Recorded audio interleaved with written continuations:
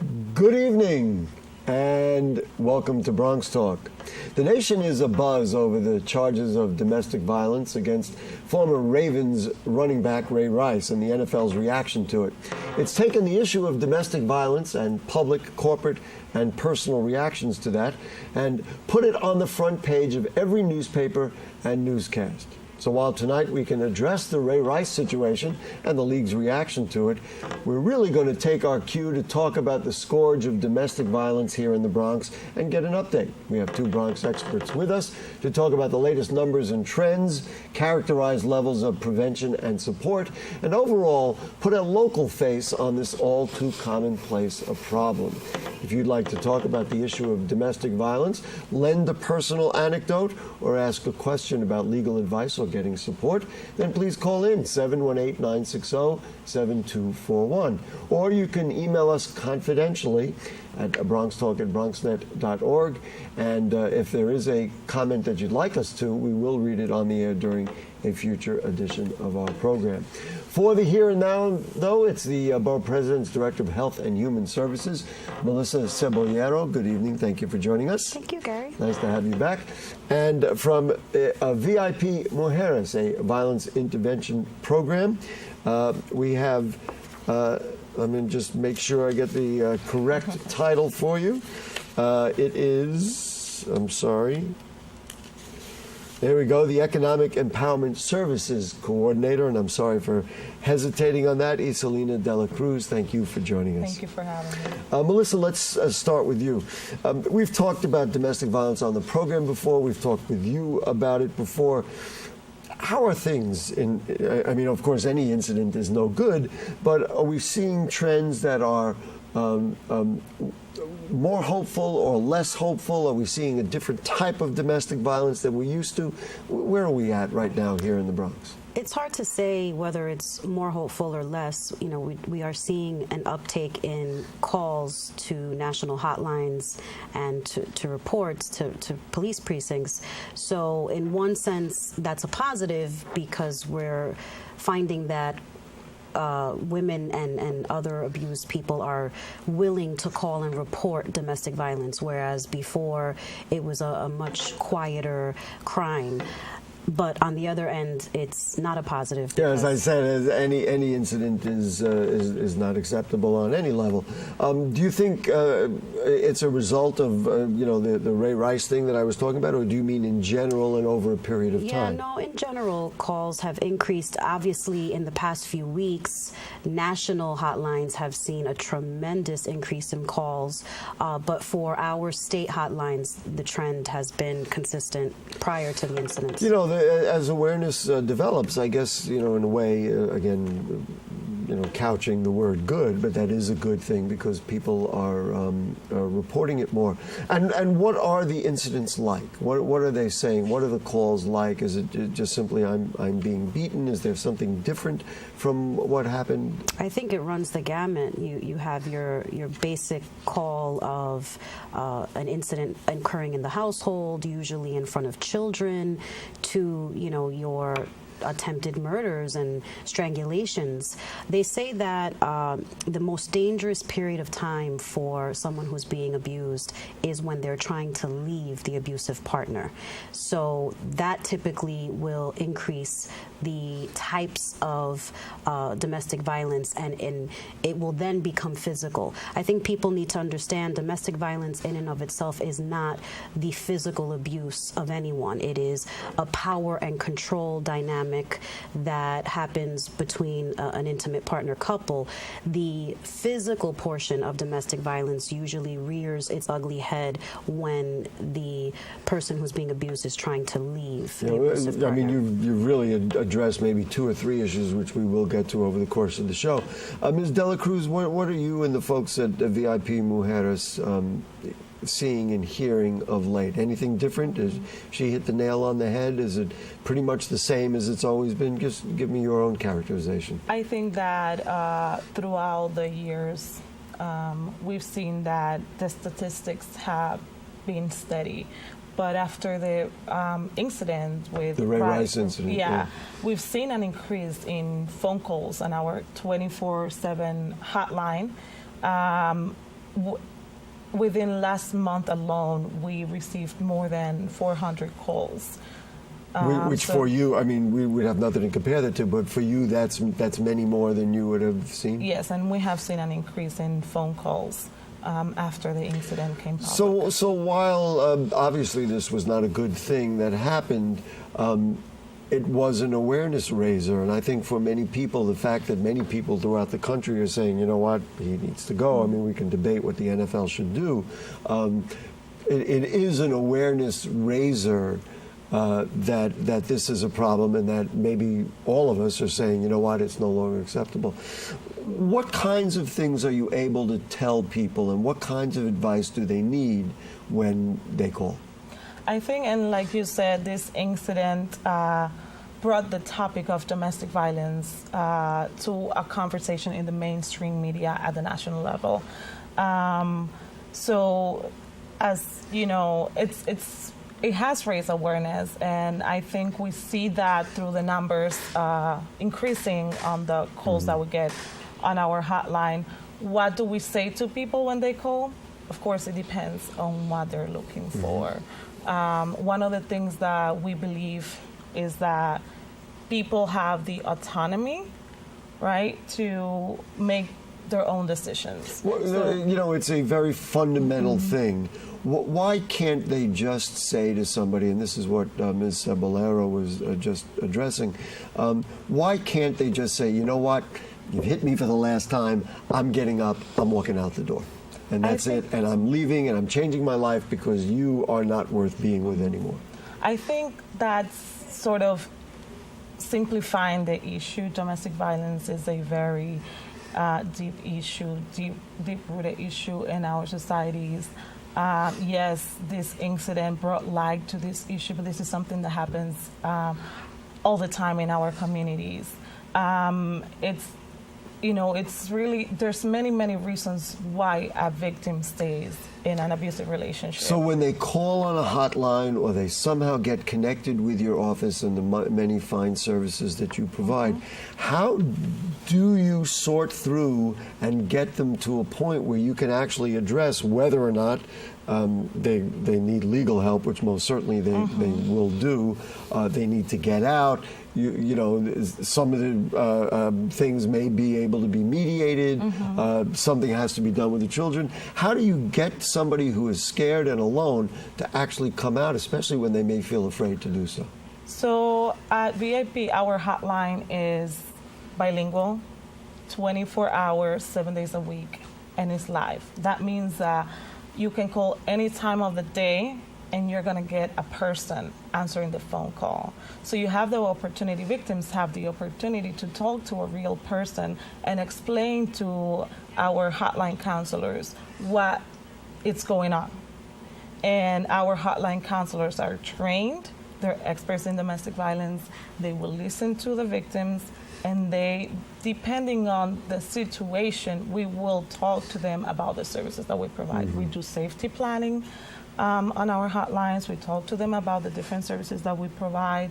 Do you ever get, and I'm sure you do, and it probably breaks your heart as much as anything, somebody who calls and you know they need help, but then they get scared and then they're gone, and before you can really connect with them? I'm assuming that happens. Yes, of course. As heartbreaking as can be. It is heartbreaking, but we also understand that, you know, people will make the decisions that they need to make, whether it's to leave or come through our doors for services when they're ready. Right. You know, Ms. Cebollero, I want to talk a little bit about the psychological aspect that you talked about. You know, I'm a guy, obviously, and how do we reach guys to help them? Because, you know, we talk in general about the women and from their perspective how to get help, how to get support, how to get out. But obviously, if we could deal with guys who are abusive before they get to that point, maybe that's the ultimate prevention. How do we do that? How do we get them to participate in this process so that we can really prevent this problem?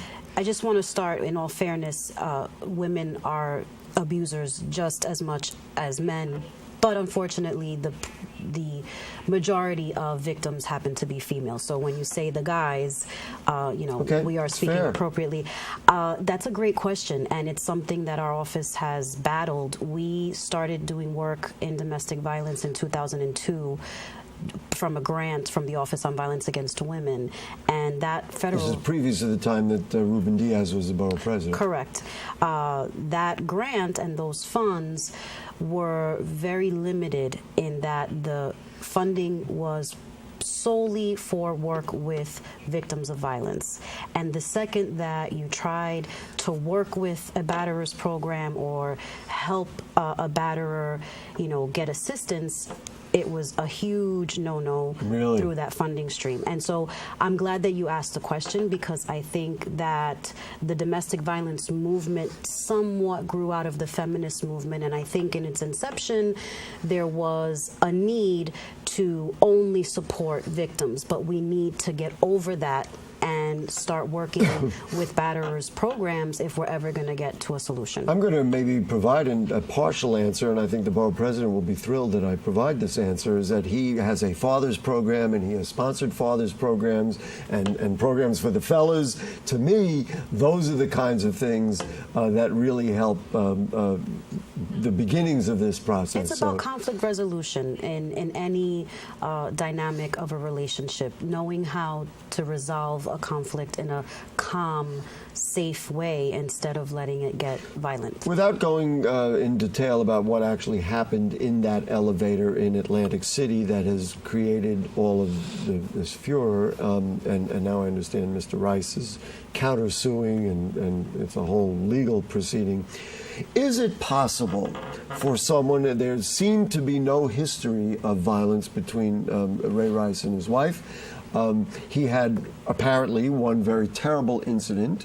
She apparently has forgiven him.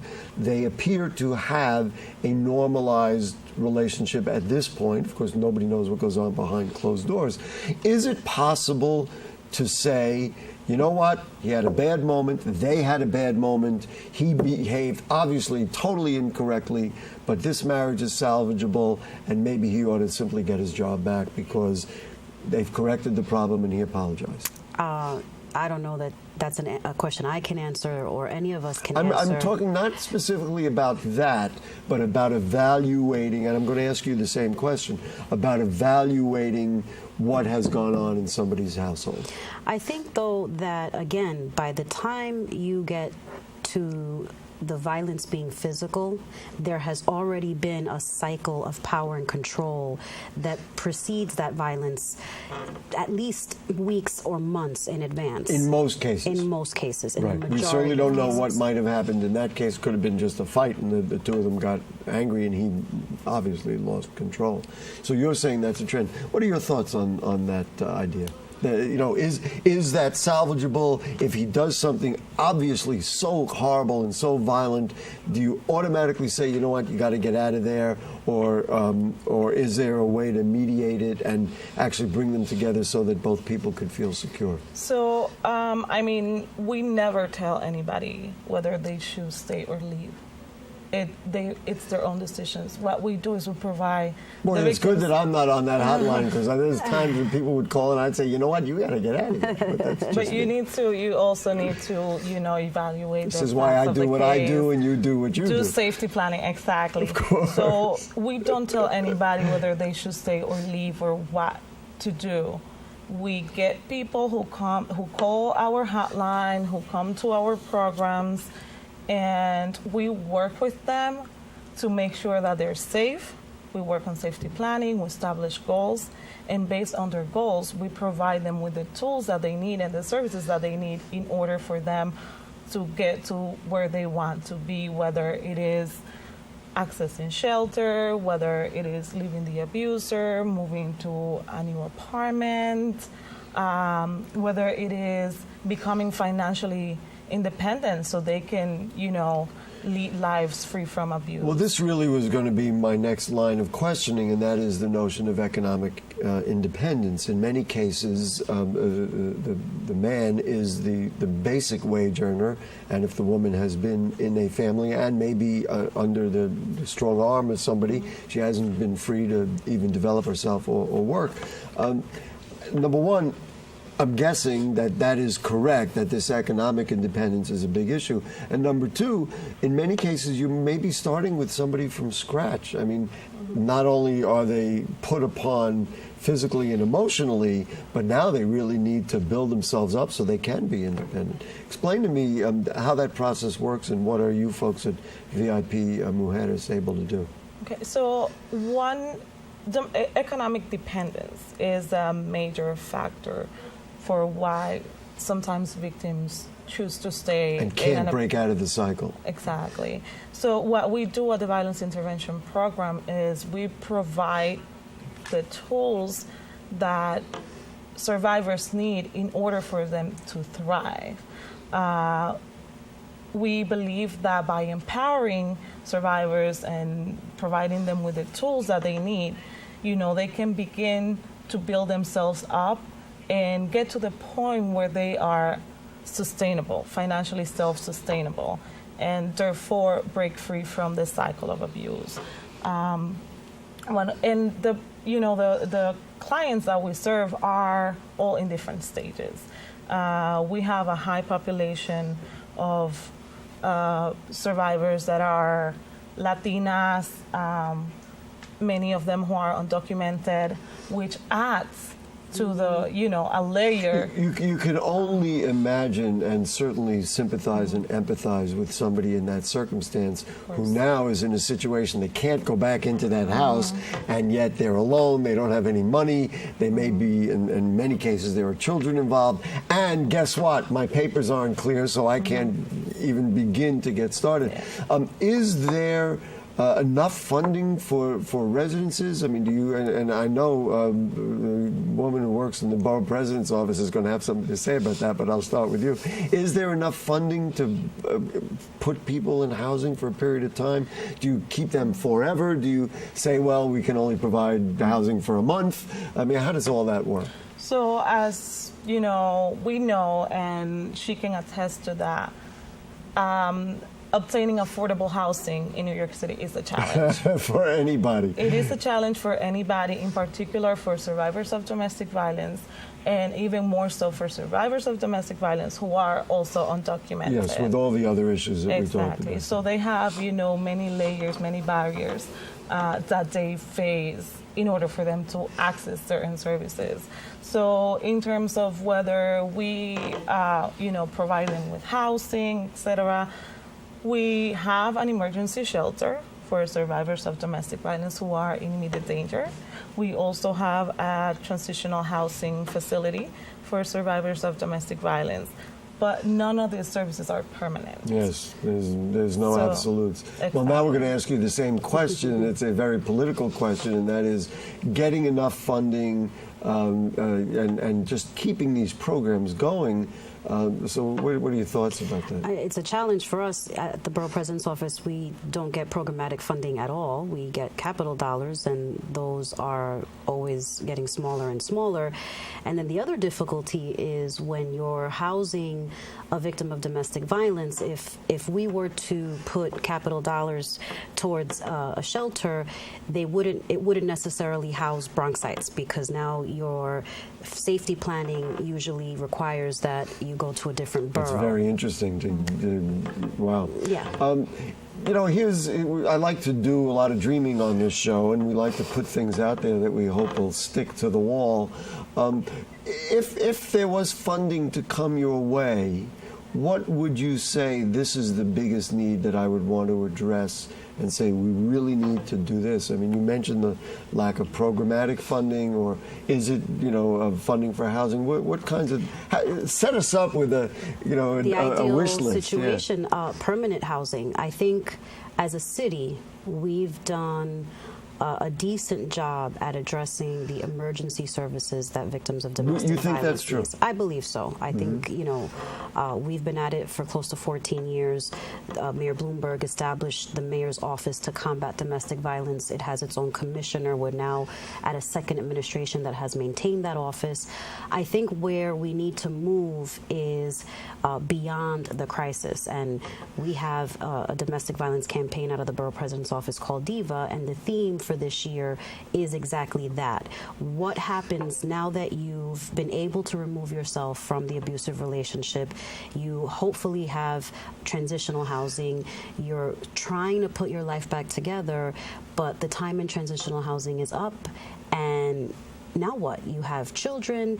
Your children are going to a different school. That's right. You said, now what? I was just going to ask you the same question. Now what? So for me, I'd love to see there be a new focus or an additional focus in the aftermath of putting your life back in place and back in order. We are going to promote the Diva Talk, which is just such an extraordinary program. But I'm going to put in my own 2 cents, my own little political advocacy. I think we need more parenting programs for the fathers and husbandry programs for fathers.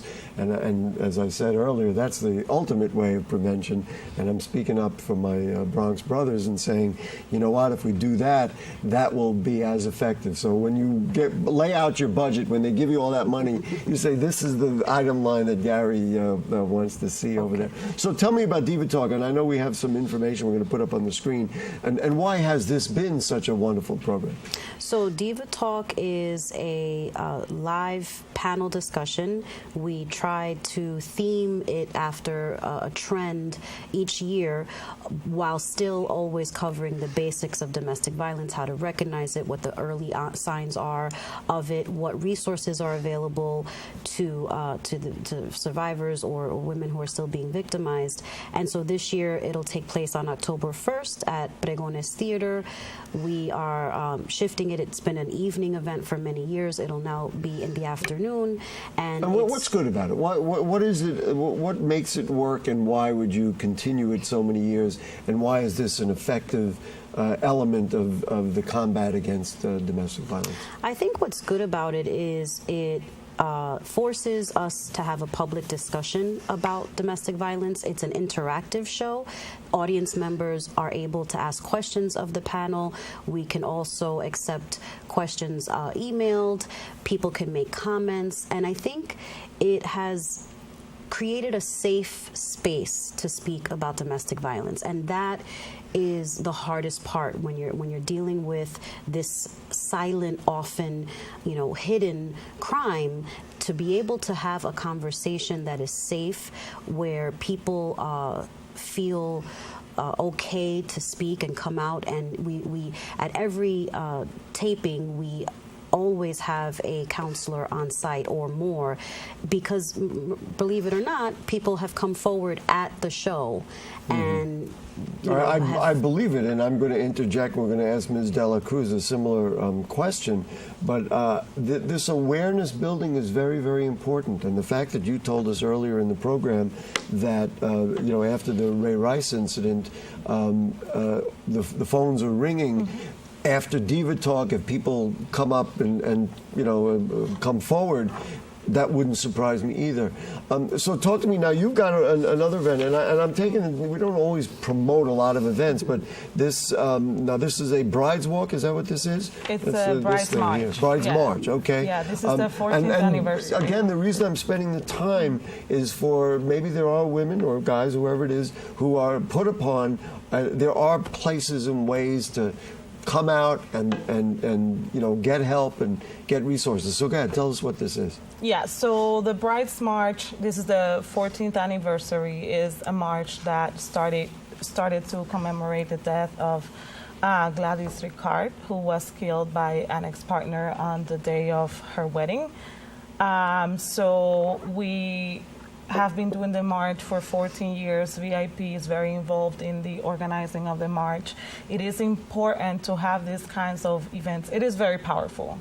And I invite everyone to go, and I invite you to go. It is very powerful because Who participates? Where are they going to meet? And what is the whole community? Thing? This is a community Everybody event. comes out. Everybody, families, and where do they women. meet? So we had it on there. It's at the Fort Washington Presbyterian Church at Wadsworth and West 174th Street. Yes. And the Bronx element is? And you march to the Bronx, we march across to the the Bronx. McCombs Dam Bridge, There and you end up at the Bronx County Courthouse, or Borough Hall, as we like to call it, on 851 Grand Concourse at about 11:30. And so it's really about, again, for me, this awareness thing is so important. I feel like if people are aware, then it's the first step toward addressing it, right?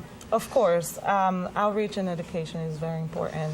I think this is a great way to reach to the community that oftentimes we're not able to reach, and we see it because after the march, again, people start calling our hotline.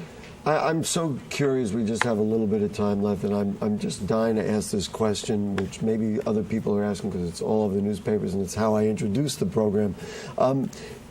What are your thoughts about the Ray Rice thing, and should he have the opportunity to come back and play in the NFL, or now because of the uproar is that out of control, or is it really, you know what, you did this and they should make a rule that if you are convicted of this kind of crime, you should be, just your thoughts on that? So my thoughts are, me and we at VIP, we do not condone any form of violence. I think it's very unfortunate what happened. Whether he should go back and play, that is a decision that the NFL will have to make. All right, so you just don't, nobody condones, certainly I wouldn't condone any violence. I'm curious what your thoughts are on it. I agree. I think that You agree that violence is unacceptable, well, of course, regardless of the situation.